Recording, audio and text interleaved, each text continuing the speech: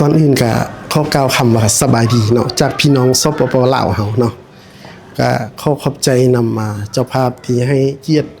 ทีมน้องใหม่จากสปปลาวเข้าร่วมก็คืออำเภอขุนตาลของพวกเขาเนาะข้าพเจ้าตั้งเป้าหมายไว้ว่าครั้งนี้ถ้าได้เข้ารอบผ่านรอบแรกก็แม่นถือว่าผลงานดีสมควรเนาะส่วน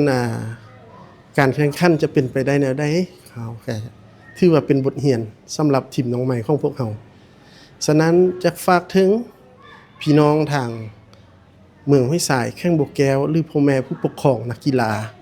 ถ้าผู้ใดมีเวลาที่ดีก็ในวันเสาร์วันอาทิตย์ก็ข้ามมาส่งมาเชียร์